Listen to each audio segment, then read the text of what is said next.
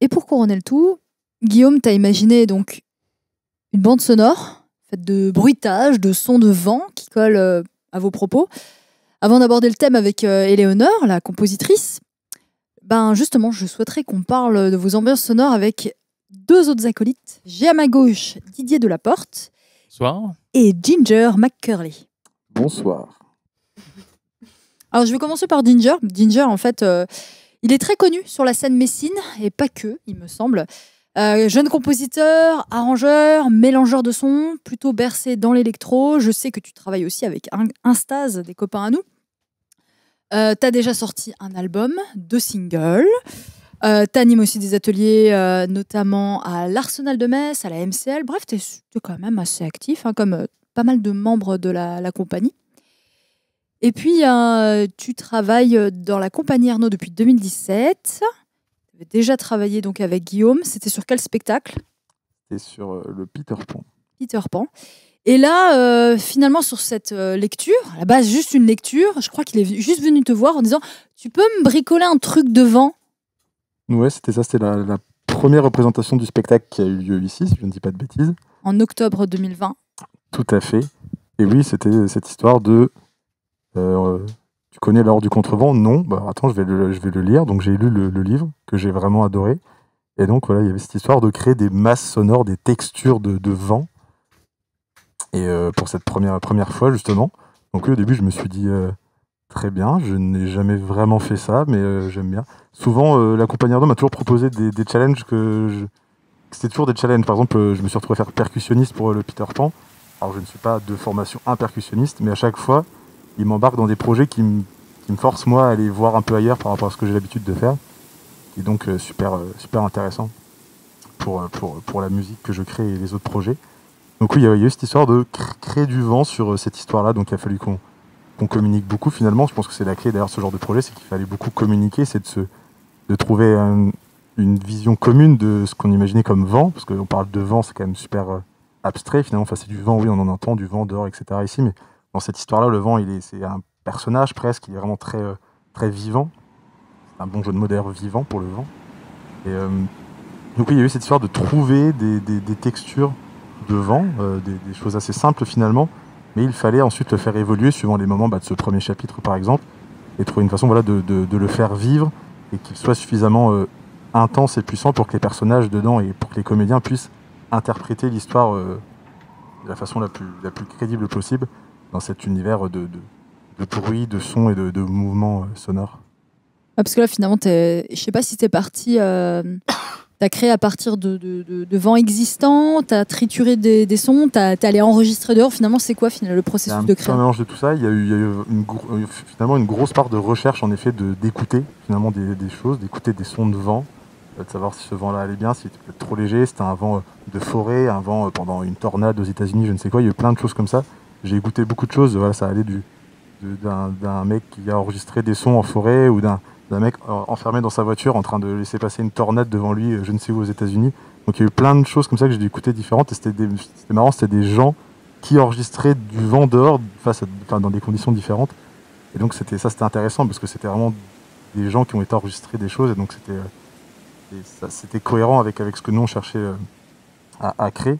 Donc ça, c'était beaucoup d'écoute finalement, beaucoup de est-ce que ce vent-là il marche. Après sur tous les autres sons, il y a des explosions, il y a des sons d'oiseaux, tout ça. Donc il fallait trouver des sons qui étaient crédibles, mais qui à la fois rentraient dans l'univers de ce bouquin. C'est-à-dire que c'est pas juste on met des bruits d'oiseaux quand il y a des oiseaux. D'accord ? Non, il fallait vraiment que ce soit les oiseaux de cet univers-là. Il fallait que ce soit vraiment très attaché à l'univers le plus possible. Des centaines d'heures de travail ? Oh, je ne sais pas, peut-être, mais en vrai,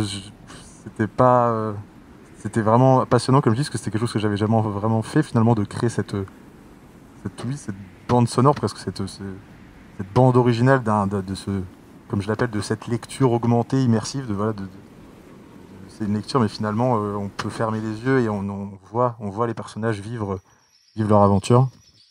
Et donc voilà, non, c'était du travail, certes, mais c'était assez passionnant, finalement, d'écouter des sons, d'essayer de créer des choses, de mélanger des sons pour arriver au résultat qu'on avait tous en tête. Donc c'était passionnant comme travail et ça fait très plaisir de voir le résultat aujourd'hui avec la vidéo et le son, et voir que tout ça se combine merveilleusement bien.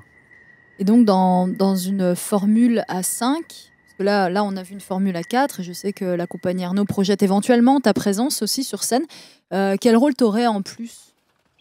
Donc un rôle sûrement de percussionniste. Je reviendrai encore une fois à percussion, comme ça c'est devenu presque mon rôle fétiche dans la compagnie Arnaud. On me fait faire des percussions, alors qu'à la base je suis pianiste, mais ça me va très bien. Le piano est aussi un instrument à percussion après tout, donc ça fonctionne. Et oui, ce sera une partie de percussion. On parlait il n'y a pas longtemps, on a évoqué des battements de cœur. Voilà, on n'en dit pas trop, mais il y aura sûrement moyen de rendre encore plus intense, on va dire, l'expérience de ces personnages-là, je pense. Il y a déjà des explosions, donc il y a des moments très percussifs, il y a des grosses explosions, il y a des objets qui passent très vite, etc. Donc il se passe des choses déjà en termes de percussifs. Mais il y a moyen d'aller plus loin, de rajouter encore plus peut-être des battements cœur sur ces moments, on va dire, intérieurs où les personnages se parlent à eux-mêmes. Il pourrait y avoir des rythmiques peut-être de battements de cœur, d'autres choses. Et donc ce serait intéressant de rajouter des percussions et peut-être d'autres choses, et de pouvoir aussi, avec mon camarade Didier, pouvoir aller encore plus loin dans la personnification du vent, de le rendre encore plus vivant. Car là, ce sont des bandes sonores de vent qui défilent durant le spectacle, mais on pourrait trouver une façon de le faire évoluer à chaque fois. Peut-être qu'à chaque fois, il pourrait sonner différemment. On pourrait peut-être trouver un truc. Il y a sûrement des choses à faire évoluer. On fait du coup sur le live essentiellement, quoi. C'est-à-dire de vraiment le faire moduler, quoi. Donc là, en étant à 2 dessus, il y aurait moyen de le gonfler, ce vent. Ah bah après, c'est sans limite, hein. Plus on a de couches, plus on peut les trafiquer et puis les rendre encore plus immersives au possible, quoi. Je me demande comment le public a vécu justement les différentes phases de vent, notamment le furvent avec la phase finale où c'est tonitruant. J'espère que vous avez bien vécu ce moment. Ça fait trembler leurs appartements. Ça fait trembler. Et puis en fait, en plus, tu t'es éclaté aussi dans la partie bruitage. On m'avait soufflé qu'il y avait des easter eggs dedans. J'ai entendu le cri de Willem à la 38e minute, le cri de Willem qui est vachement utilisé dans le cinéma. Je sais pas, est-ce que tu veux nous en dévoiler un ou deux Je vais pas le dire tout de suite clairement, mais oui, il se passe des petites choses. J'aime des créatures que l'on nomme dinosaures, et voilà, il y a des choses à chercher à ce niveau-là. Jurassic Park J'aime bien Jurassic Park, hein, mais il y a des choses, voilà, je n'en dirai pas plus. Des références à un certain groupe de musique aussi, il y a des choses à trouver. Mais c'était en effet quelque chose d'assez marrant. Et finalement, alors c'était à la fois de l'ordre, on va dire, de l'amusement de placer des sons comme ça. Mais c'était aussi ça m'a vraiment servi. Par exemple, il y avait vraiment des moments où ces sonorités-là, quand on se faisait ces blagues-là, de se dire on va mettre ce son-là, tiens, ce serait drôle. Finalement, il y a des moments où ça sert vraiment le son. Et pour prendre un exemple, c'était trop dans le furvent, il y a des sons qu'on s'est amusé à placer qui sont en fait qui sont essentiels en fait, et que maintenant je pense qu'on ne pourra plus les enlever. Ce n'est plus qu'une blague, ils sont devenus ils font vraiment partie de la matière de ce furvent, et c'est génial du coup de mélanger à la fois ce côté amusement et finalement d'avoir su trouver des vraies textures qui rendent le furvent encore plus vivant, je pense, ce sera le terme. J'imagine que vous étiez face aussi au danger de tomber dans la bête illustration de texte et donc de risquer de faire amateur. Comment faire pour pallier ça je pense il y a eu des choix. Je pense qu'il y a des choses qu'on a décidé de mettre en son, de rendre vivant par rapport au son. Il y a des choses, il n'y avait pas besoin. Je pense que le public pouvait aussi lui-même s'imaginer peut-être le son qu'il y aura sûrement. Il y a des choses. Sinon, en effet, on serait peut-être dans un truc trop cartoonesque où à chaque bruit de pas, de je ne sais quoi, d'un frottement, il y aurait eu des bruits partout. Ça aurait peut-être été de trop. Je pense que c'est ces bruits-là qu'on n'entend pas vraiment, ils les voient dans le jeu des comédiens, dans leur corps, etc. Donc il y avait des moments où il y avait besoin, en effet, se passer du furvent, ça aurait été. Imaginez-vous à ce moment-là, normalement ça pète. Non, et là il le fallait vraiment. Mais il y a des bruits, je sais pas, il y a des chutes finalement qu'on a gardées. Il y a des petits bruits des fois qui auraient pu être là, qui finalement sont très bien en étant pour l'instant encore absents. Et voilà, on les voit en tout cas, ou on les imagine via la prestance des comédiens. Donc tout ça a été préenregistré. Et sur scène, c'est Didier qui lance tout ton travail. Après. Voilà, toi tu as été dans la partie création et tu as dit tiens Didier, voilà, débrouille-toi.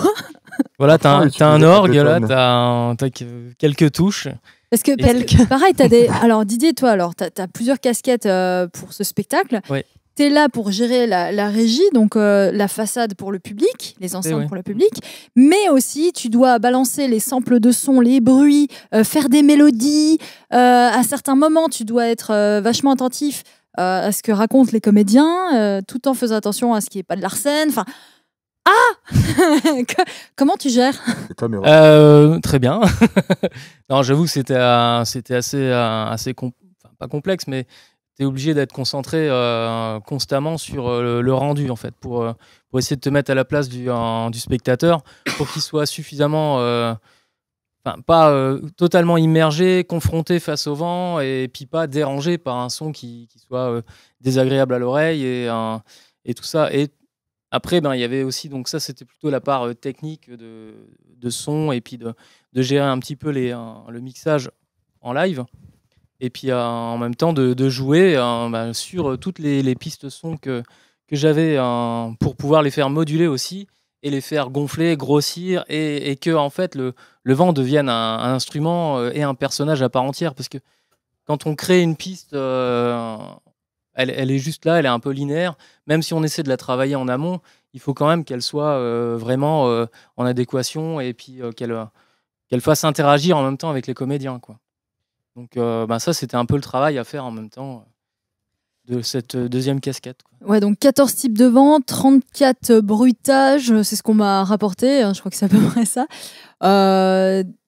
Là, au bout des 3 représentations, tu étais un peu sur les rotules ou ça a été le jour J, le 1er août? Ouais, on était tous sur les rotules, hein, comme on a pu le voir sur la vidéo. C'est vrai qu'on s'est dit 2, c'est bien, 3, c'est pas mal. Et j'avoue qu'à la 4e, j'avais quand même quelques larcènes après, quoi.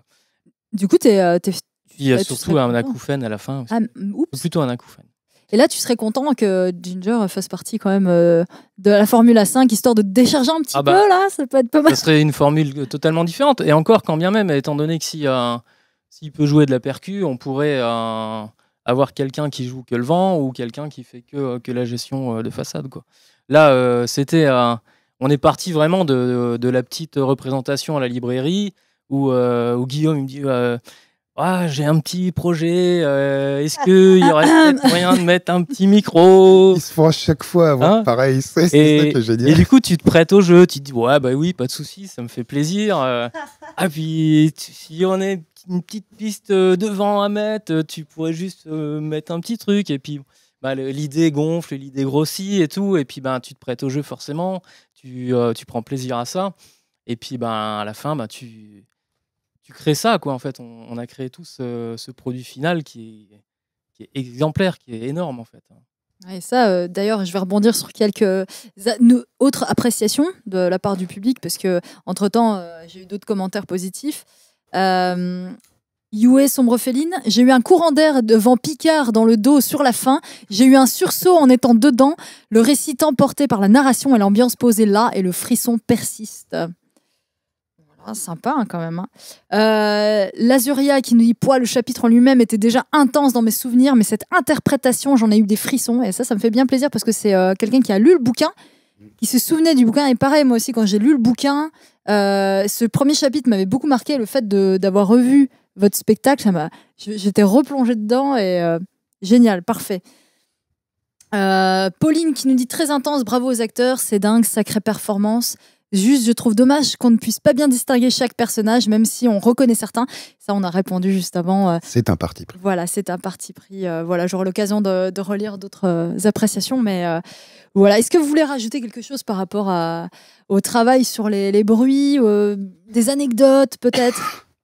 Après, c'était toujours le fait de rester toujours dans la nuance pour pas tomber, comme le soulignait Ginger, dans la caricature non plus, quoi. Parce que faut que ça reste à la fois subtil et présent. Donc non, j'ai pas d'anecdotes là qui me viennent comme ça, mais t'en auras peut-être plus tard. Il y en aura certainement encore d'autres. Bon, en tout cas, merci. On va passer à la rubrique suivante et je vais laisser la parole à Julien, à Cloud.